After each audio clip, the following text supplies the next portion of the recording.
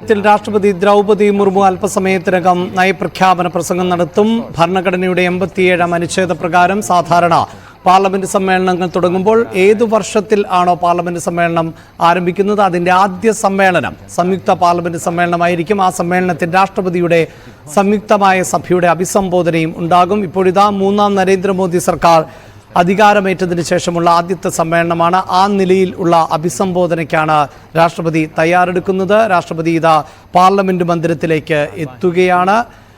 നിരവധി വിഷയങ്ങൾ ചർച്ച ചെയ്യപ്പെടുന്ന ഒരു പാർലമെന്റ് സമ്മേളനത്തിന് തുടക്കമാകുമ്പോൾ ഇനി രാഷ്ട്രപതിയുടെ നയപ്രഖ്യാപനത്തിന് ശേഷം സർക്കാരിൻ്റെ നന്ദിപ്രമേയ അവതരണമാണ് ഉണ്ടാവുക. 2 ദിവസങ്ങളിലായി ഈ നന്ദിപ്രമേയത്തിന്മേലുള്ള ചർച്ചകൾ നടക്കും. അവസാനം സർക്കാർ പ്രധാനമന്ത്രി ആയിരിക്കും ആ നന്ദിപ്രമേയത്തിനുള്ള മറുപടി നൽകുക.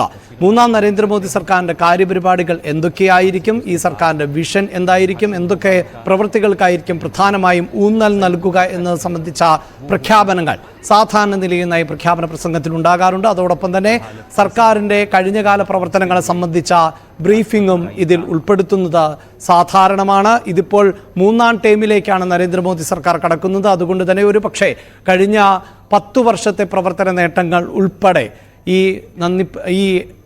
നയപ്രഖ്യാപന പ്രസംഗത്തിൽ ഉൾപ്പെടുത്തിയിട്ടുണ്ടാകാനുള്ള സാധ്യതയാണ് മുന്നിൽ ഉള്ളത്. 3ാം നരേന്ദ്രമോദി സർക്കാരിൻ്റെ ആദ്യത്തെ നയപ്രഖ്യാപന പ്രസംഗം തന്നെയാണ്. അതുകൊണ്ട് തന്നെ രാഷ്ട്രീയ കേന്ദ്രങ്ങളെല്ലാം ഏറെ ശ്രദ്ധയോടെയാണ് ഇതിനെ ഉറ്റുനോക്കുകയും ചെയ്യുന്നത്. ഒട്ടേറെ വിഷയങ്ങളുണ്ട്. കഴിഞ്ഞ ടേമുകളിൽ നിന്നൊക്കെ വ്യത്യസ്തമാണ് ഇത്തവണ പാർലമെന്റ് സമ്മേളനം ആരംഭിക്കുമ്പോൾ തന്നെ. പ്രത്യേകിച്ച് നീറ്റ്, നെറ്റ് പ്രവേശന പരീക്ഷകളുമായി ബന്ധപ്പെട്ട് നടന്നിട്ടുള്ള ക്രമക്കേടുകൾ വലിയ തോതിൽ ചർച്ച ചെയ്യപ്പെടുന്ന സാഹചര്യമുണ്ട്. രാജ്യത്ത് വിലക്കയറ്റം അതിരൂക്ഷമാണ് എന്ന തരത്തിലുള്ള ആക്ഷേപം നിലനിൽക്കുന്നുണ്ട്. ഒപ്പം ജമ്മു കാശ്മീരിലടക്കം ഉണ്ടായിട്ടുള്ള ഭീകരാക്രമണങ്ങൾ അടക്കം ഈ സഭാ സമ്മേളനത്തിൽ ഉയർന്നുവരും.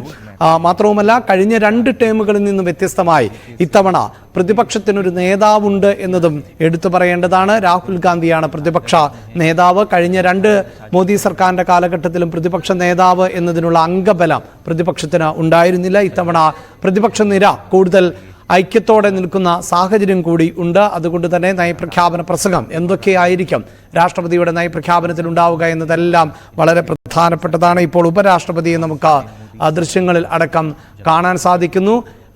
പ്രധാനമന്ത്രി നരേന്ദ്രമോദി, ലോക്സഭാ സ്പീക്കർ ഓം ബിർള, പ്രതിപക്ഷ നേതാവ് അടക്കമുള്ളവർ ആണ് അവിടെ രാഷ്ട്രപതിയെ കാത്തു നിൽക്കുന്നത്. അല്പസമയത്തിനകം തന്നെ രാഷ്ട്രപതി പാർലമെന്റ് മന്ദിരത്തിലേക്ക് എത്തും.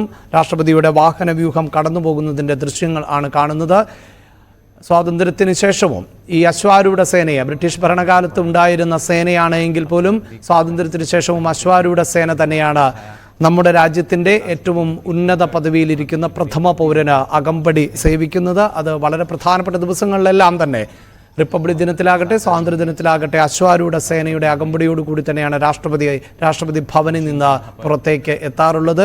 നയപ്രഖ്യാപന പ്രസംഗത്തിനും അതേ അശ്വാരൂഢ സേനയുടെ അകമ്പടി സേവിച്ചുകൊണ്ട് രാഷ്ട്രപതി എത്തുന്നതിൻ്റെ ദൃശ്യങ്ങളാണ് ഇപ്പോൾ പ്രേക്ഷകർ കാണുന്നത്. പുതിയ പാർലമെന്റ് മന്ദിരത്തിൽ ആണ് ഇത്തവണയും സംയുക്ത സമ്മേളനം നടക്കുന്നത്. വർഷങ്ങളോളം അല്ലെങ്കിൽ കാലങ്ങളോളം, നൂറ്റാണ്ടുകളോളം നയപ്രഖ്യാപന പ്രസംഗങ്ങളൊക്കെ നടന്നിരുന്ന പഴയ പാർലമെന്റ് മന്ദിരം അതിനുശേഷം കഴിഞ്ഞ ടൈമിൽ തന്നെ പുതിയ പാർലമെന്റ് മന്ദിരം പ്രാവർത്തികമാവുകയും പ്രവർത്തനം ആരംഭിക്കുകയും അങ്ങനെ സജ്ജമാവുകയും ചെയ്തതാണ്. 2ാം നരേന്ദ്രമോദി സർക്കാരിൻ്റെ അവസാന കാലഘട്ടത്തിലായിരുന്നു പുതിയ പാർലമെന്റ് മന്ദിരത്തിൻ്റെ നിർമ്മാണം ഉൾപ്പെടെ പൂർത്തിയായത്.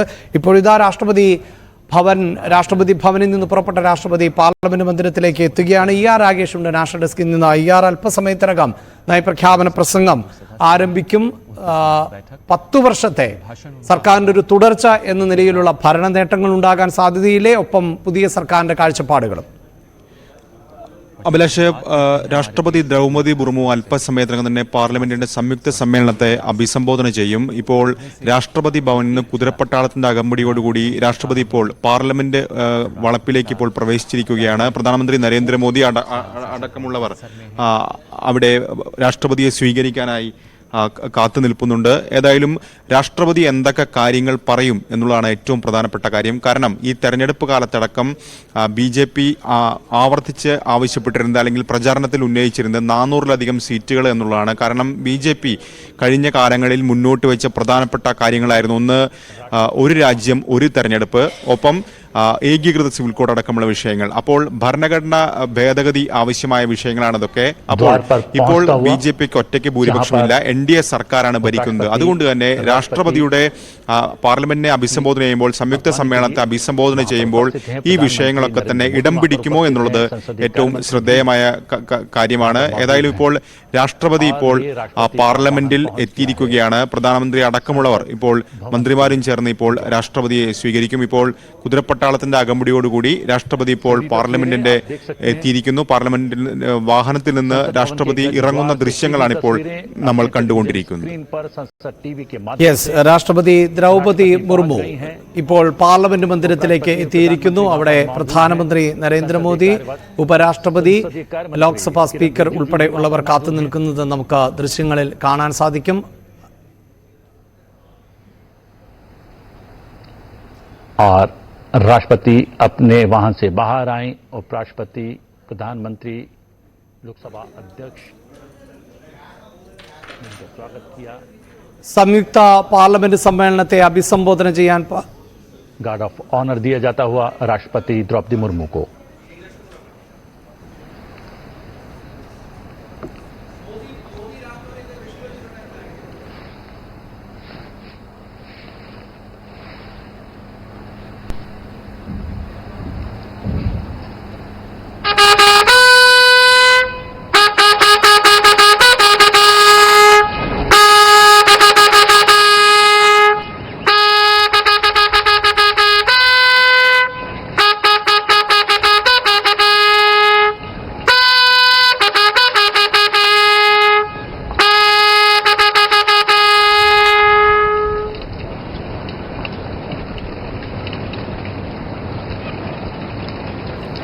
രാഷ്ട്രപതി ഭവനിൽ നിന്ന് രാഷ്ട്രപതിയെ പാർലമെന്റ് മന്ദിരത്തിലേക്ക് എത്തിച്ച ശേഷം അശ്വാരൂഢ സേന അഭിവാദ്യം സ്വീകരിച്ച് മടങ്ങുന്നു. ഇനി രാഷ്ട്രപതി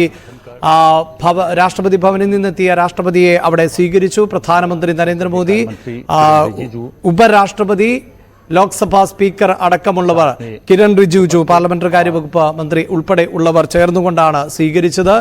രാഷ്ട്രപതി അല്പസമയത്തിനകം തന്നെ സംയുക്ത സഭയെ അഭിസംബോധന ചെയ്യും. ഇപ്പോൾ പാർലമെന്റ് മന്ദിരത്തിലേക്ക് രാഷ്ട്രപതി എത്തിയിരിക്കുന്നു. अगुवाई में निचले सदन यानी लोकसभा के कक्ष तक जाएंगी राष्ट्रपति द्रौपदी मुर्मू. ऐतिहासिक क्षण, ऐतिहासिक पल, ऐतिहासिक तस्वीरें सीधे संसद टीवी पर.